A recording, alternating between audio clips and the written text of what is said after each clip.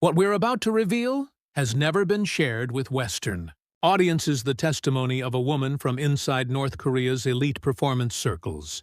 Lee Kyung-suk wasn't just any singer, she was a state-merited chorus soloist, the daughter of a security department official performing at venues where Kim Jong-un himself would attend. In October 2023, she disappeared from Pyongyang. Security forces searched for her. Her family was interrogated. Today, for the first time, she breaks her silence about why she threw away everything: her career, her family's safety, her life in the capital, to cross a frozen river in the middle of the night. For more exclusive testimonies like this, subscribe and become part of our investigative community. These stories need to be told. A woman who stood on North Korea's most glamorous stages threw everything away and ran. She was a soloist with the state-merited chorus, performing before thousands at Pyongyang's April 25th House of Culture. Her father worked for the state security department. In October 2023, she crossed the Tumen River in freezing temperatures. She risked her life that night. What could drive a 26-year-old star from Pyongyang to abandon everything? It all started like this. February 2023. I remember standing on stage at the April 25th House of Culture. I was 26 years old. Over 1,000 people watched as I sang Song of Youth. Spotlights bathed me in light. Applause erupted below. Back then, I believed my life was perfect. My name is Lee Kyung-suk. I was born in Kaesong-dong, Moranbong District, Pyongyang, an apartment overlooking the Taedong River. My father was a lieutenant colonel in the state security department. My mother played piano with the Moranbong Band. My older brother taught at Kimchek University of Technology. As you know, Korea split after the war in 1950, but our family lived comfortably in Pyongyang. Mother taught me music from age 5. "Your voice is a gift from heaven," she'd say. While drilling vocal exercises daily, I entered the talent program at Pyongyang Music and Dance University. At 12, I joined the Mansudae Art Troupe. At 19, they selected me as a soloist for the state-merited chorus. I thought my dream had come true. That day was no different. After the performance, party officials gathered backstage to praise me. "Comrade Kyung-suk, your singing was excellent today. Marshal Kim Jong-un will be pleased." They gave me a special award, Chinese cosmetics, and 20 kilograms of rice. Rice cost over 10,000 won per kilogram at the market. That gift was worth more than 200,000 won. Walking home along the Taedong River, February's chill still hung in the air. But spring was coming. My phone rang. Min-hyuk, Choi Min-hyuk, an army band conductor. We'd been secretly dating for a year. In the North, you can't date without party approval. Especially children of officials like me had to be careful. "Kyung-suk, how was the show?" Min-hyuk's voice came through. "Good. I miss you." We agreed to meet at Moran Park, 10 at night, away from watching eyes. We sat on a park bench speaking quietly. We couldn't even hold hands properly. Someone might see, but that small moment made me happy. When I got home, Mother had prepared Pyongyang cold noodles. "My daughter, you worked hard today." Eating the noodles she served, I wished this moment would last forever. Singing on stage, having someone I loved, my family, healthy, this simple happiness. But I didn't know then. My life was about to change completely. At 26, I couldn't see the darkness waiting behind those stage lights. I didn't understand how precious youth was, how valuable freedom could be. 2 months later, my life started to shake. April 2023. Min-hyuk and I applied for marriage permission. We dated over a year. Now we wanted official party approval to marry. At 26, I was old enough. A week later, the answer came. Denied. The reason was simple. My father's rank didn't match Min-hyuk's father's rank. Min-hyuk's father was an ordinary soldier. A party official said, "Comrade Kyung-suk, you're the daughter of a security department official. You need a suitable match." They meant someone the party chose. That night I met Min-hyuk at Moran Park. We sat on the bench crying silently. "I'm sorry, Kyung-suk. If I came from a better family," his voice trembled. But this wasn't Min-hyuk's fault. We loved each other. Was that wrong? Your generation dated and married freely. Your parents married for love. Why couldn't I? Something more shocking happened. One of my fellow singers vanished one day. She was 23, bright and cheerful. Rumors said they sent her to a labor camp for watching a USB drive with South Korean dramas. Colleagues hushed it up. They wouldn't even speak her name. I was terrified. One USB could end your life. One day in May, I was recording a new praise song in the studio. The lyrics went, "Through the marshal's grace, the people smile and live happily." But recording those words, I looked out the window.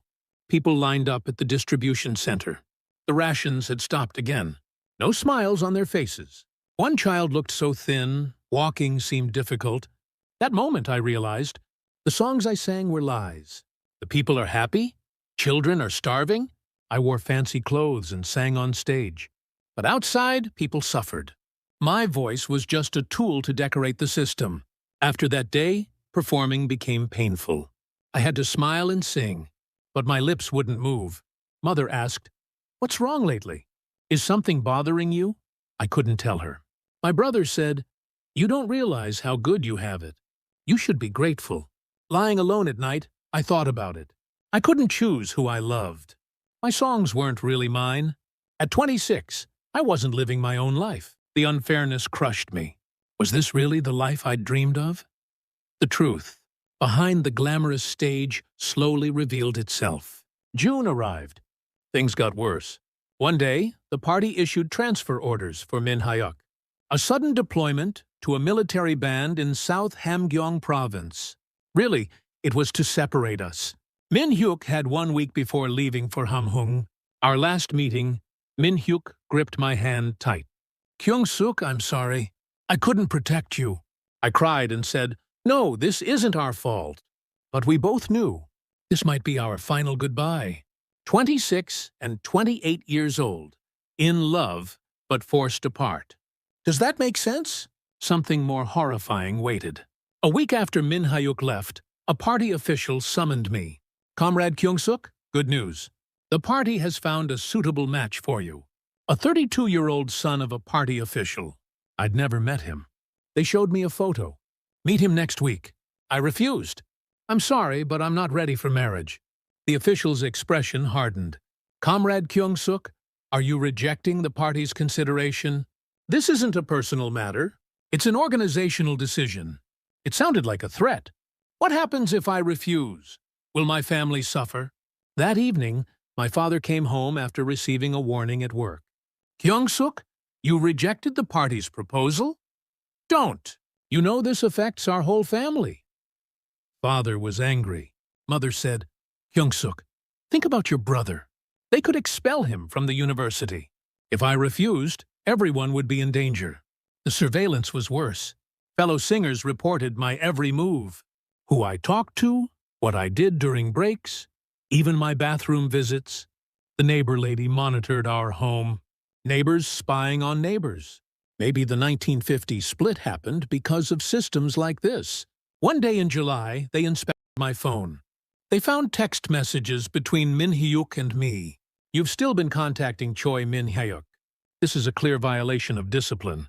Luckily, Father's rank saved me from severe punishment. But they investigated me for a week. They investigated my whole family. A friend whispered to me, "Kyung-suk, be careful. You could destroy your whole family." I couldn't even trust friends. Who was an informant? Who was really a friend? Every night, I buried my face in my pillow and cried. I confessed to Mother, "Mom, I'm so tired." But Mother looked helpless too. Those who've raised daughters understand how parents' hearts break watching their children cry. Mother held me and cried too. But there was nothing we could do. This was our world. At 26, I fully realized my life wasn't mine. August arrived. On a sweltering day, the party sent a final notice. The wedding will be in October. Everything is arranged. It was forced. My opinion didn't matter. They'd set the date. In 2 months, I'd become the wife of a man I'd never met, never loved. That night, a secret letter came from Min Hyuk. A friend in Pyongyang smuggled it to me. The letter said, "Kyung-suk, I'm sorry. I couldn't protect you. You should leave first. Go somewhere free. I'll follow soon. I love you. Reading it, tears wouldn't stop. Then I heard more shocking news. A friend of mine attempted suicide after a forced marriage. She survived but was admitted to a psychiatric hospital. She was 25. She also had someone she loved, but the party married her to someone else. She took pills 1 week after the wedding. Hearing that, I decided, I can't live like this. I want to choose my own life. I resolved myself to death. Escape. That terrifying word entered my mind. At 26, still young, couldn't I start over in South Korea? I wanted to love freely, to sing freely. But it wasn't an easy decision. Escape meant preparing to die. If I failed, not just me, my family would be finished too. Father was a security department official. If his daughter escaped, he'd be punished. My brother would be expelled from university. What would happen to Mother? I agonized all through September. Sleep wouldn't come at night. Even singing on stage, my head was full of these thoughts. Then one day, I found a phone number for a broker, an ethnic Korean I'd met during a China performance. 2 years ago, during that China trip, he'd said, "Call if you ever need help." I never thought I'd use it. I called secretly. "Can you help me?" The broker asked, "How much money do you have?" I had 20 years of savings, prize money from performances, awards, gifts I'd secretly sold. About 3,000 Chinese yuan. The broker said, "That's enough. Come to Ansong in North Hamgyong Province. I'll create an opportunity mid-October." The hardest part was Mother. I stole her gold ring. I needed more travel money. Taking that ring from the drawer, my hands shook. Guilt brought tears. "Mother, I'm sorry." Your daughter became a thief. But I had no choice. September 25th was Mother's birthday. Our family gathered for Pyongyang cold noodles. Mother said, "Our Kyung-suk, once you're married, we won't see you as often." I smiled and said, "I'll visit often, Mom." But inside I was crying. Mother didn't know this was our last meal together. The next day, I walked alone on Moran Hill, the path where I'd held Mother's hand as a child. Looking at the Taedong River, I took in every scene of Pyongyang. I was born and raised here. Now I had to leave. You had dreams when you were young, too. I wanted to achieve mine, too. Coming home, I wrote a letter. "Mom, Dad, brother, I'm sorry. I love you. I want to live my own life. Please forgive me." I hid the letter deep in a drawer. They'd find it after I left. At 26, I learned how much it hurts to break your parents' hearts. October 12, 2023. The day finally came. I lied, saying I had a performance in Chongjin, and left home. Just one small bag. A few clothes, money, one photo of Mother. When Mother said, "Travel safely," I hugged her tight. "Mom, I love you." Mother didn't know that would be our last embrace. I took a train north, Pyongyang to Chongjin, then to Ansong. On the train, my heart pounded. I feared people around me would notice my trembling. Looking out the window, I thought, is this really the end? If I fail, I'm finished. My family, too. I arrived in Ansong. The meeting point with the broker was a small village near the Tumen River. At 9 that night, darkness fell and I met the broker. "Good, it's raining today. Fewer patrol guards." Rain helped me, but the river would be stronger. 11 at night. Departure time. The broker led me to the riverbank. "Cross here. Someone's waiting on the Chinese side. If you see a flare, drop immediately." Then the broker disappeared. I was alone. A 26-year-old woman had to cross a border alone. The Tumen River's sound was frightening. Mid-October, the water was ice cold. I took off my shoes and put my foot in. I couldn't breathe. Too cold. But I couldn't turn back. 1 step, 2 steps, I entered the water carefully. Water rose to my knees, then my waist. My skirt got heavy with water. The current was strong. Hard to keep balance. In 26 years, this was the most terrifying moment. "God, please let me live," I prayed for the first time. I didn't even believe in God. But the words came naturally. Halfway across, the sky suddenly brightened. A flare. Patrol guards on the North Korean side shot up a flare. Like the broker said, I dropped down fast. I hid in the water. Icy water covered my face. I held my breath. My teeth chattered. How long did it last? 30 minutes felt like 5. The flare went out. I slowly raised my head. The patrol wasn't visible.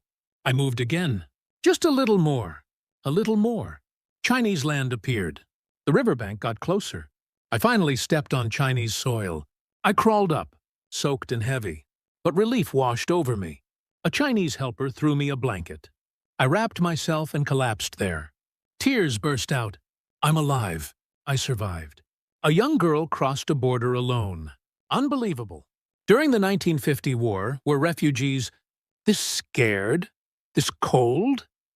Mother's face came to mind. Mom, I'm sorry. Thinking of parents' hearts, I felt so guilty. But I had to live. I had to live my own life. I stood up on trembling legs. The helper urged, let's go quickly. We weren't safe yet. Soaked in rain, I took my first step toward freedom. I thanked the stars above for letting me live, for bringing me to this moment. 26 years old, the longest night of my life. I reached Chinese soil, but freedom was still far away. The helper put me in an old truck. I hid in the cargo area. We drove 2 hours to a village in the Yanbian region. 3 in the morning. Everything was quiet. You have to stay here a few days. Wait for the next contact. The helper hid me in a place like a small warehouse. No windows. That's when I realized I thought this was freedom. But this was another prison, more frightening and dangerous. On the 3rd day, another broker came.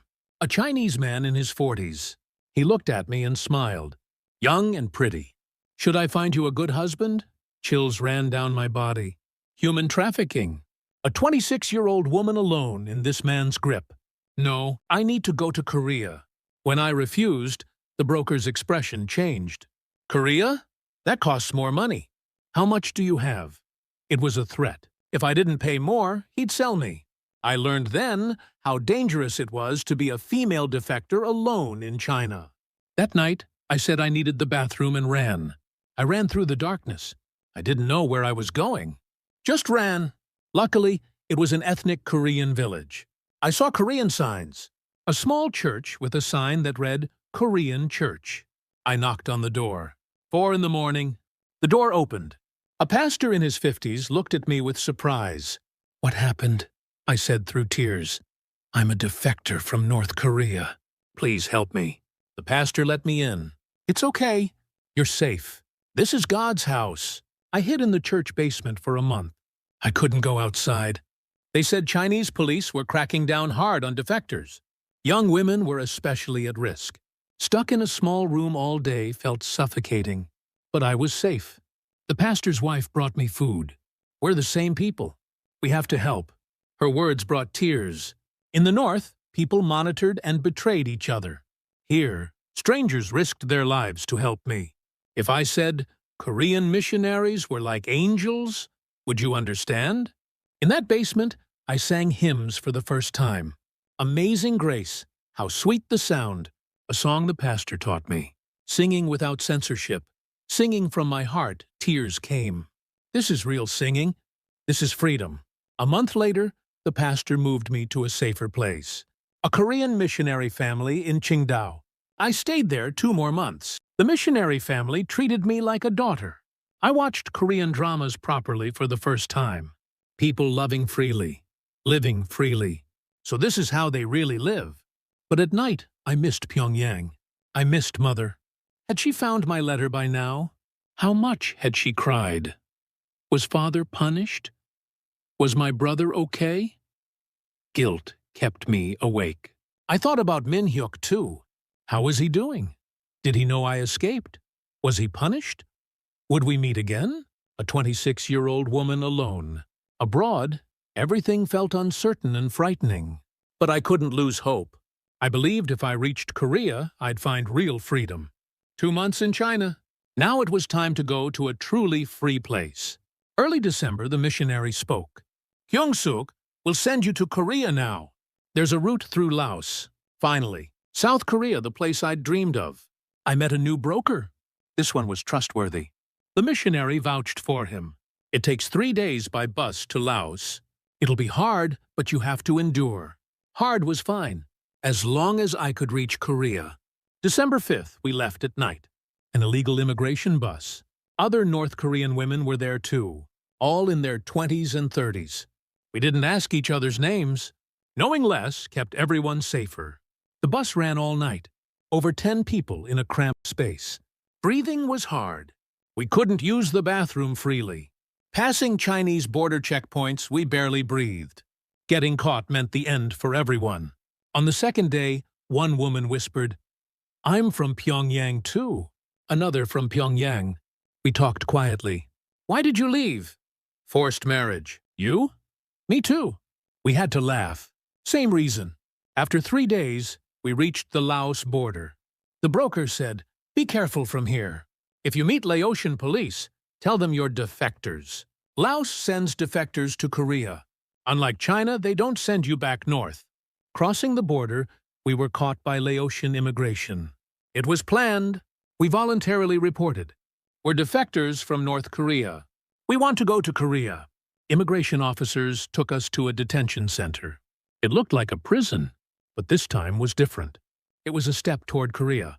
We waited 3 weeks at the detention center, living with other defectors, everyone dreaming of Korea. At night, we prayed together. "God, please lead us to Korea." I developed faith. Going through this difficult journey, I came to believe in God. 3 weeks later, the Korean embassy contacted us. "Identity confirmation is complete. We'll give you plane tickets to Korea in 1 week." Hearing those words, tears came. We're really going to the Republic of Korea. The women with me cried too. We did it. We're going to Korea. December 28th. I finally met Korean embassy staff. "You have the right to protection as citizens of the Republic of Korea. You'll be able to go home soon." The word home felt strange. Would Korea become my home?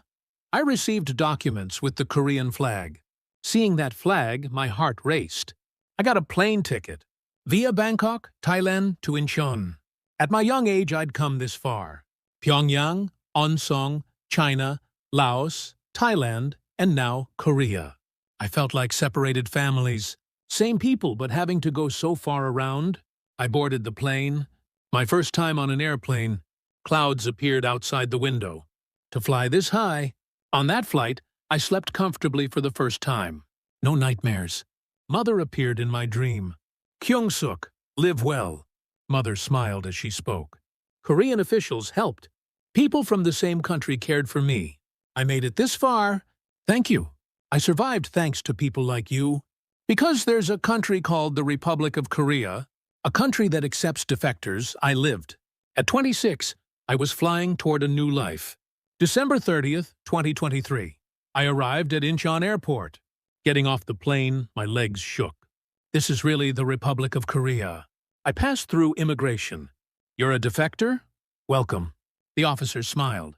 I never knew the word welcome could feel this warm. I walked out of the airport. People moved freely, smiling brightly. My first impression, people's faces looked bright. Expressions I couldn't see in the north. 24-hour convenience stores amazed me. Seeing stores overflowing with products shocked me. Is this all real? A 26-year-old, your grandchildren's age, living in this wonder. At Hanawon, I received 3 months of adjustment education.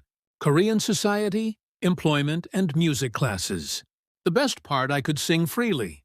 No censorship. No compulsion. I can really sing the songs I want. March 2024. I got my own room in Sincheon. A small studio. My first space ever. Lying on the bed, I cried. I'm really free. I learned delivery apps on my phone. Learned Kakao Talk too. People here talk fast. But since we speak the same language, I adapted quickly. I joined a church youth choir. For the first time, I praised God freely. Started working part-time at a cafe. Enrolled in a practical music academy. Learning music with my own money. I did busking on Hongdae Street. Passers-by voluntarily applauded. This is real music. I started a YouTube channel. Under the name Defector Singer Kyung-suk. I shared North Korean stories and sang. Comments said, "We support you."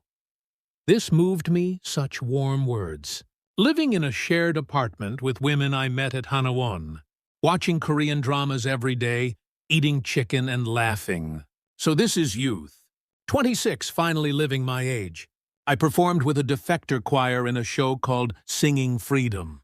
Working as a vocalist in an indie band, singing songs I wrote. Reborn at 26, now I'll sing my own songs. My story. But at night I miss them. Mother, father, brother in Pyongyang. Is Minhyuk safe? I cry into my pillow. But there's hope. When reunification comes, we'll meet again. I'll sing Freedom's song at Moran Park. I hope our generation becomes the reunification generation. Since the 1950 split divided our nation, I hope at least young people can unite. I hope my peers in the North can dream of freedom too. I'm 27 now. Reborn at 26. I'm actually 1 year old. Every day is grateful. I didn't know freedom was this precious. Thank you to the missionaries, pastors, Korean officials who helped. Because there's a country called the Republic of Korea, a country that accepts defectors, I lived. Even now in the North, young people like me are giving up their dreams. I want to tell them, don't give up. Freedom is possible. Today I'm still singing. On Sinchon streets, on small stages, singing freedom's songs. Not because someone ordered me, because I want to sing. This is real art. Real life. Minhyuk, please come safely. Mom, Dad, brother, I love you. On Reunification Day, let's meet again in Pyongyang. At 26, my choice was right. It was a choice for freedom. This moment, breathing in the Republic of Korea, it's a miracle. Being alive, being free. Thank you.